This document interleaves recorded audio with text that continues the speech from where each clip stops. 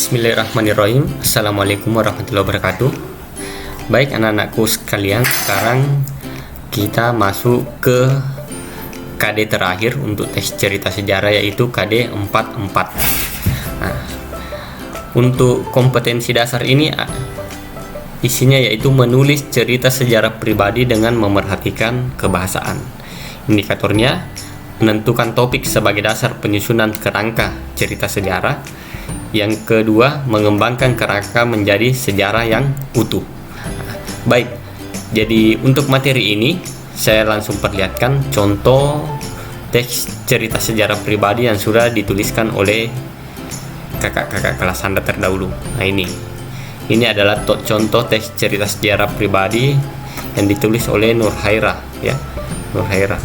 Jadi dia menulis teks cerita sejarah, fakta sejarah yang ada dalam tes cerita ini ketika dia melakukan pertukaran pelajar di Amerika Serikat. Jadi ada kejadian menarik di kelas yang kemudian dia tuliskan menjadi sebuah tes cerita sejarah pribadi. Jadi saya tidak perlu bacakan, ya, karena PowerPoint ini nanti Anda bisa download di Google Classroom, kemudian Anda bisa baca sendiri. Jadi seperti inilah contohnya. Jadi teks cerita sejarah pribadi itu kita angkat berdasarkan fakta sejarah yang pernah kita alami. Jadi cari sebuah kejadian yang menurut Anda bisa Anda kisahkan sebagai sebuah teks cerita sejarah pribadi. Nah, seperti ini contohnya. Nah, nanti Anda silahkan baca sendiri.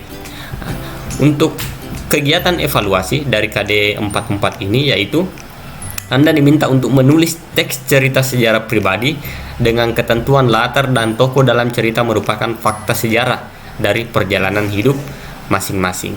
Jadi Anda bisa menggunakan kata ganti aku, ya, dalam teks cerita, atau bisa menuliskan langsung nama Anda, bisa juga seperti itu.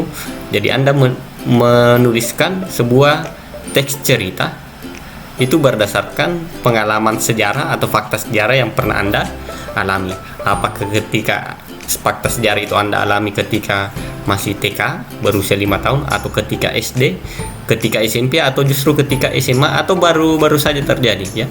Nah, yang jelas cerita sejarah itu berdasarkan fakta sejarah yang pernah Anda alami.